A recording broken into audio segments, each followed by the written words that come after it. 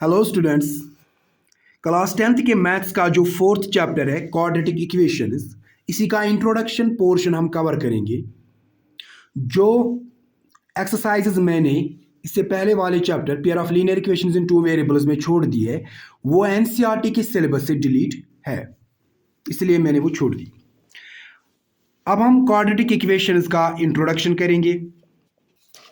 ये fourth chapter है class 10th के मैथ्स का।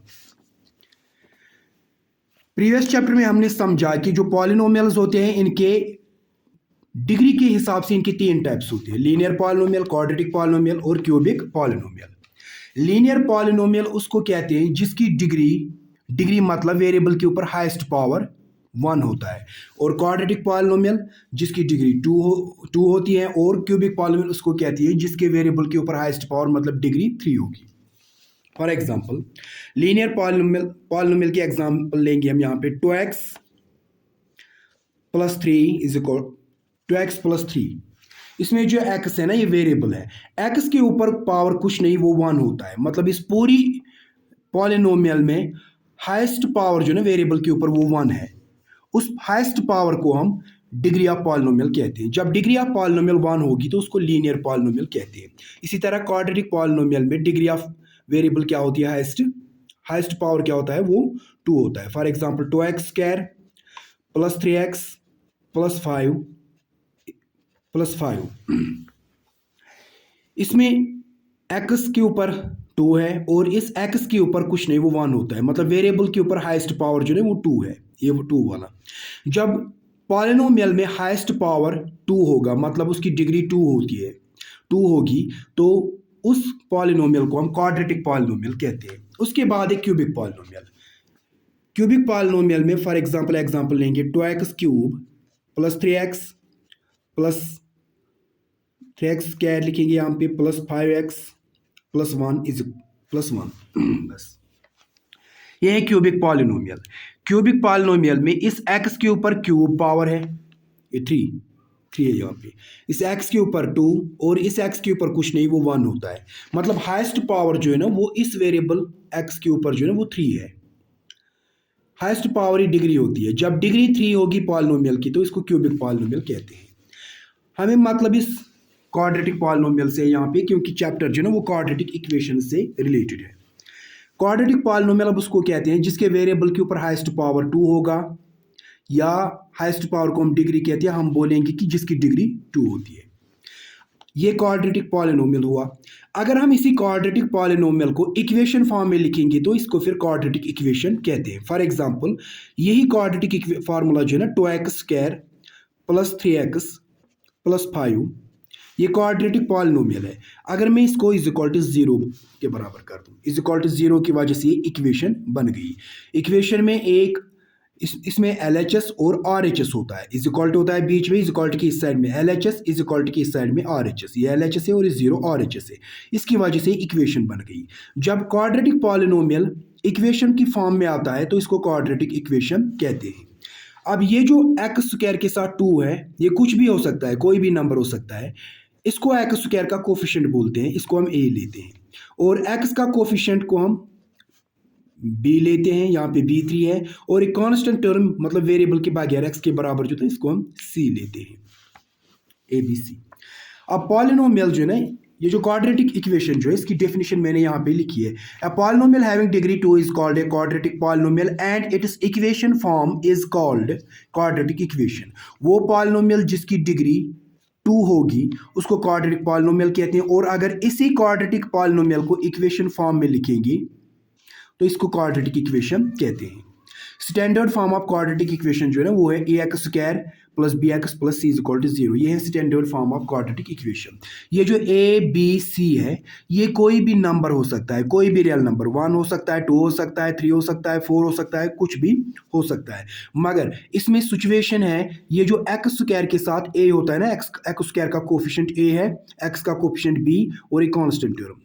अगर ये b 0 होगा तो चलेगा, c 0 होगा तो चलेगा, मगर ये जो x स्क्वायर का कोफिशिएंट a होता है ये 0 के बराबर नहीं होना चाहिए, a is not equal to 0। क्योंकि अगर ये 0 के बराबर आ जाएगा, ये a 0 यहाँ पे आ जाएगा तो ये बन जाएगा 0 इंटू एक्स स्क्वायर, वो हो गया सारा जीरो। जब ये सारा जीरो बन जाएगा तो इसका ये पावर टू जो है ना वो भी खत्म हो जाएगा। जब पावर टू ही नहीं रहेगा इक्वेशन में तो ये क्वाड्रेटिक इक्वेशन भी नहीं रहेगी, क्योंकि इसी पावर टू की वजह से, डिग्री टू की वजह से ये क्वाड्रेटिक इक्वेशन होती है। फॉर एग्जाम्पल अगर मैं यहाँ पे कोई इक्वेशन ले लूँ, मैं यहाँ एक्स स्क्वायर का कोफिशिएंट, फॉर एग्जाम्पल मैं यही इक्वेशन लेता हूँ, 2x² + 3x + 5, 2x² + 3x + 5 = 0। ये है क्वाड्रेटिक इक्वेशन। अगर मैं यहाँ x² का कोफिशिएंट 2 नहीं 0 डाल दूँ, मैं लिखूंगा 0x² प्लस बाकी ऐसे ही 3x + 5 = 0।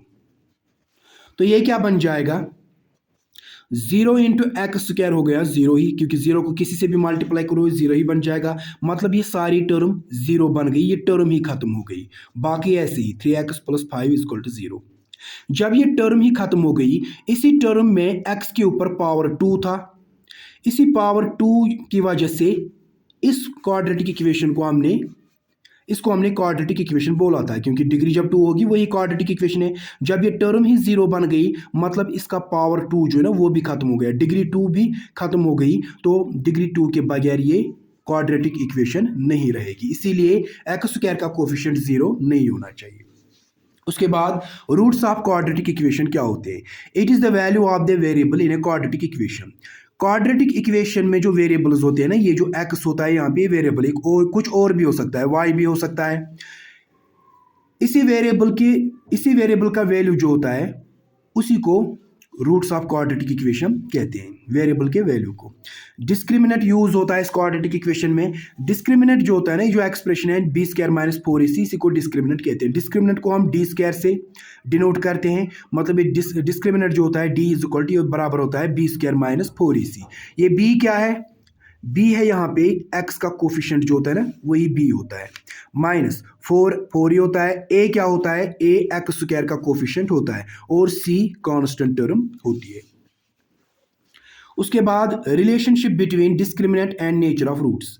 डिस्क्रिमिनेंट और नेचर ऑफ रूट्स जो होते हैं ना, यानी वेरिएबल के वैल्यूज, उनके बीच में रिलेशन क्या है? अगर डिस्क्रिमिनेंट 0 के बराबर होगा, डिस्क्रिमिनेंट किसके बराबर है? b² - 4ac। मतलब अगर हमें किसी क्वाड्रेटिक इक्वेशन में b² - 4ac का वैल्यू 0 आ जाएगा, तो वो क्वाड्रेटिक इक्वेशन जो है ना, उसके 2 इक्वल रियल रूट्स होते हैं। 2 इक्वल रियल रूट्स मतलब उसके 2 रियल रूट्स होंगी, मगर वो इक्वल होंगी, वो दोनों बराबर होंगी। फॉर एग्जांपल अगर एक में x होगा 2, तो दूसरा x भी 2 होगा। अगर एक x 2 आएगा दूसरा x भी 2 आएगा, यानी इसके 2 रियल रूट्स होंगे, वो दोनों इक्वल होंगे। दूसरी कंडीशन है d > 0। अगर डिस्क्रिमिनेंट 0 से बड़ा होगा तो क्या होगा? उस क्वाड्रेटिक इक्वेशन के 2 डिस्टिंक्ट रियल रूट्स होंगे। उस क्वाड्रेटिक इक्वेशन के रियल रूट्स होंगे, 2 रियल रूट्स होंगे, मगर वो डिस्टिंक्ट होंगे। डिस्टिंक्ट मतलब वो इक्वल नहीं होंगे। फॉर एग्जांपल अगर x का एक वैल्यू 2 आ जाएगा और x का दूसरा वैल्यू 5 आ जाएगा, ये 2 रियल रूट्स हैं मगर डिस्टिंक्ट है, अलग अलग है, मतलब अनइक्वल है, इक्वल नहीं है। तीसरी कंडीशन है d < 0। अगर डिस्क्रिमिनेंट 0 से कम आता है तो उस क्वाड्रेटिक इक्वेशन के नो रियल रूट्स होते हैं, जिसमें डिस्क्रिमिनेंट < 0 आ जाएगा, उसके रियल रूट्स होते ही नहीं है। जो आपका लेटेस्ट सिलेबस है एनसीईआरटी का, उसमें आपको सिर्फ रियल रूट्स वाली कंडीशंस है, नो रियल रूट्स वाली कंडीशंस आपके सिलेबस में अब नहीं है। मतलब ये जो पहली कंडीशन और दूसरी कंडीशन है ना, यही आपके सिलेबस में है। d = 0, 2 equal real roots, d > 0, 2 distinct real roots, मतलब 2 अनइक्वल रियल रूट्स। अब हम बढ़ते हैं आगे। Solution of a quadratic equation. Quadratic equations के सॉल्यूशंस जो होते हैं ना, मतलब सॉल्यूशन ऑफ क्वाड्रेटिक इक्वेशन क्या होता है? क्वाड्रेटिक इक्वेशन में जो वेरिएबल होता है, वेरिएबल के वैल्यू जो होते हैं ना, रूट्स, वेरिएबल के वैल्यू को हम रूट्स कहते हैं। मतलब रूट्स निकालने को ही यहाँ पे सॉल्यूशन ऑफ क्वाड्रेटिक इक्वेशन कहते हैं। हम किसी भी वेरिएबल का वैल्यू निकालेंगे, मतलब हमने उसके रूट्स निकाले क्वाड्रेटिक इक्वेशन में, और वो रूट्स निकालना ही सॉल्यूशन होता है क्वाड्रेटिक इक्वेशन का। हम सॉल्यूशन ऑफ क्वाड्रेटिक इक्वेशन जो है 3 मेथड से हम निकालते हैं। एक तो है फैक्टराइजेशन मेथड, इसको splitting the middle term method भी कहते हैं, क्योंकि इसमें बीच वाली टर्म स्प्लिट की जाती है, उसके 2 हिस्से किए जाते हैं। दूसरा मेथड है इसमें कंप्लीटिंग स्क्वायर मेथड, और तीसरा मेथड है क्वाड्रेटिक फार्मूला मेथड। जो एनसीईआरटी का लेटेस्ट सिलेबस है उसमें फैक्टराइजेशन मेथड और क्वाड्रेटिक मेथड है। जो ये बीच वाला कंप्लीटिंग स्क्वायर मेथड है ये लेटेस्ट नए ये जो एनसीईआरटी सिलेबस है उससे डिलीट किया गया है। हम समझेंगे फैक्टराइजेशन मेथड और क्वाड्रेटिक फार्मूला मेथड को।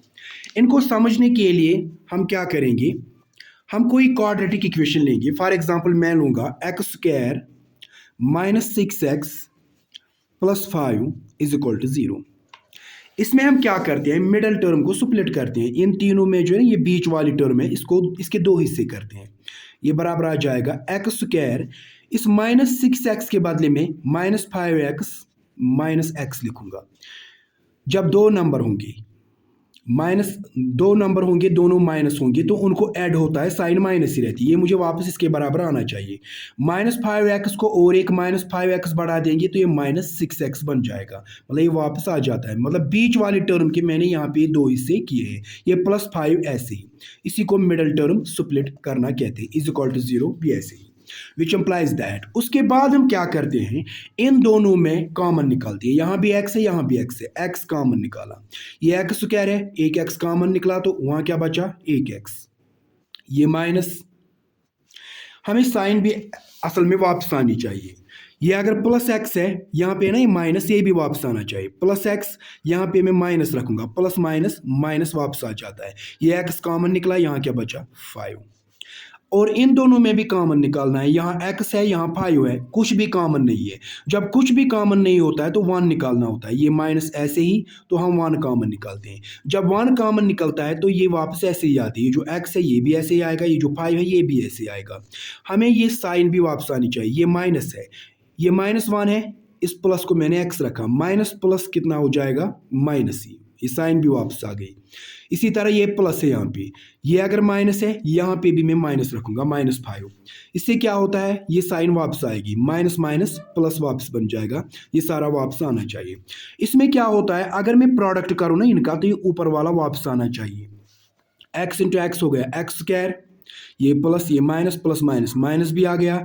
x इंटू 5 हो गया 5x, ये माइनस ये प्लस, माइनस प्लस माइनस, ये माइनस भी वापस आ गया। 1 इंटू एक्स हो गया x, ये माइनस ये प्लस, ये माइनस ये भी माइनस, माइनस माइनस प्लस, ये प्लस भी वापस आ गया। 1 इंटू 5 हो गया 5।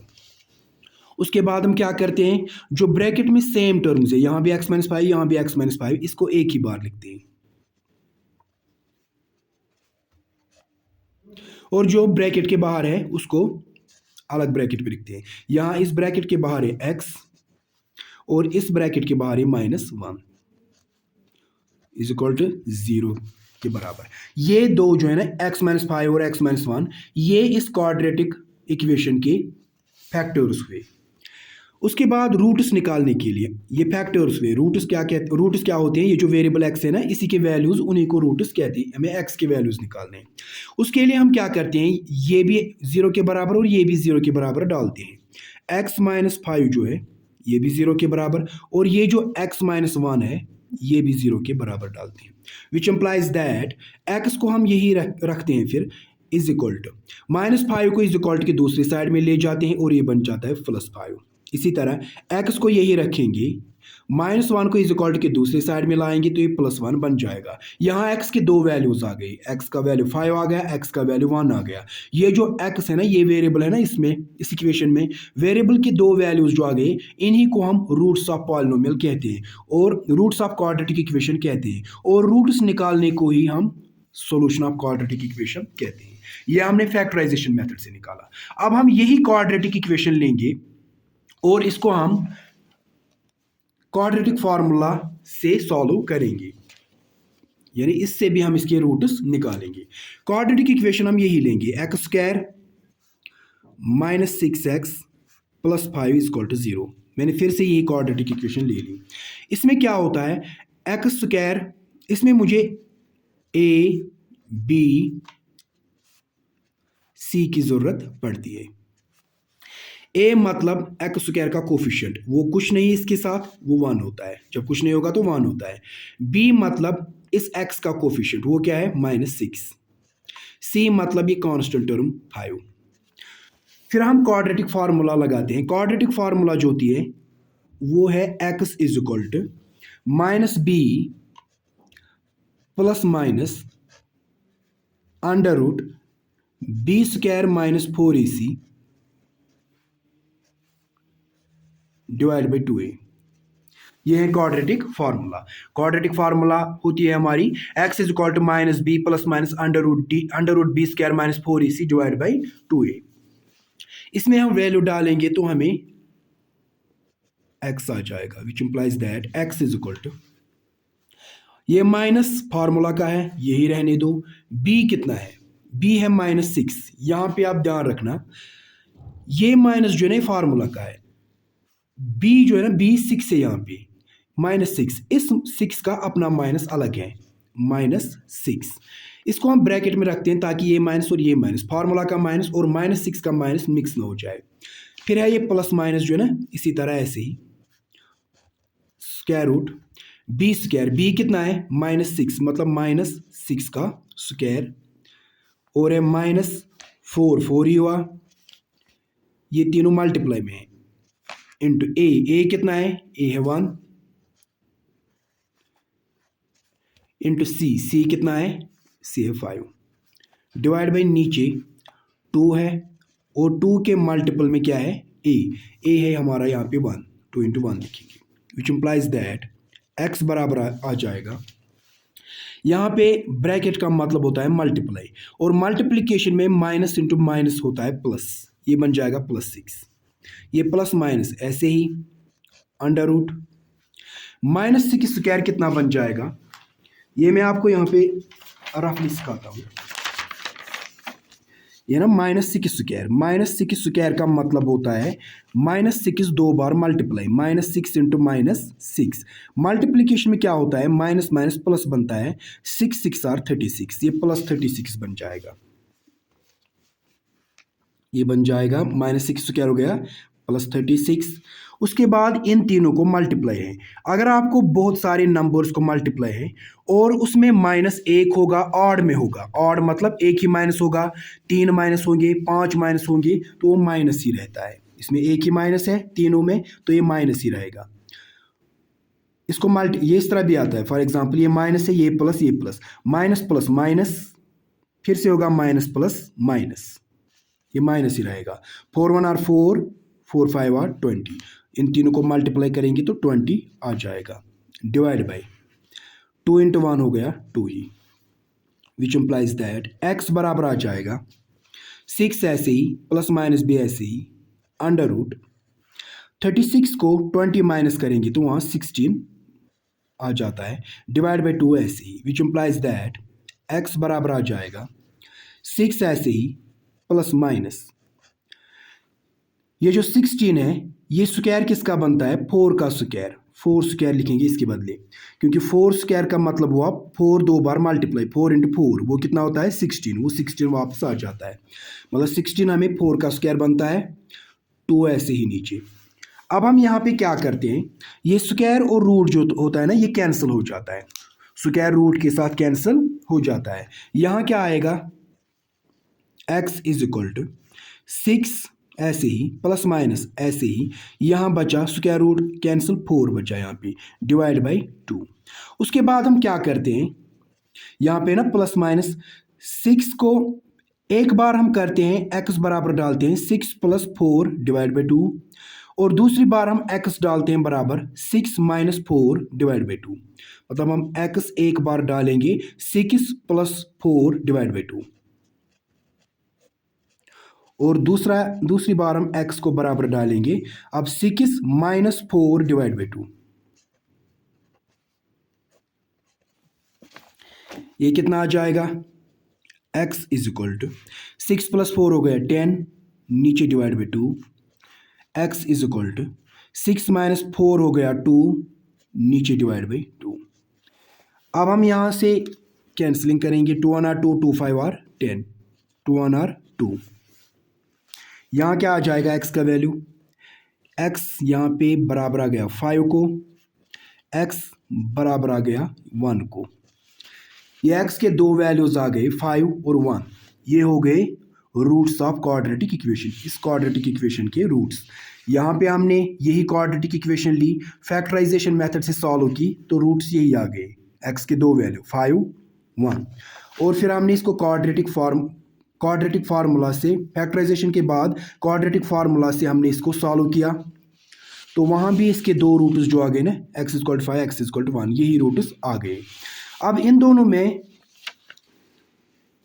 फ़र्क क्या है? फ़र्क ये है कि दोनों जो है ना हमें रूट्स देंगे, मतलब वेरिएबल के वैल्यूज़ देंगे, दो वैल्यूज़। ये ज़्यादा कॉन्वीनियंट नहीं है, मतलब इस सब में यूज़ नहीं होती है, मगर इस क्वाड्रेटिक फार्मूला को हम हर एक क्वाड्रेटिक इक्वेशन में यूज़ कर सकते हैं। ये हर एक के लिए परफेक्ट रहती है रूट्स निकालने के लिए क्वाड्रेटिक इक्वेशन के। ये इसका इंट्रोडक्शन पोर्शन था। आई होप कि आपको ये अंडरस्टैंड हुआ होगा। नेक्स्ट वीडियो में हम मिलते हैं, नेक्स्ट जो एक्सरसाइज है ना, फर्स्ट एक्सरसाइज इसकी, उसी के साथ मिलते हैं, वही करेंगे।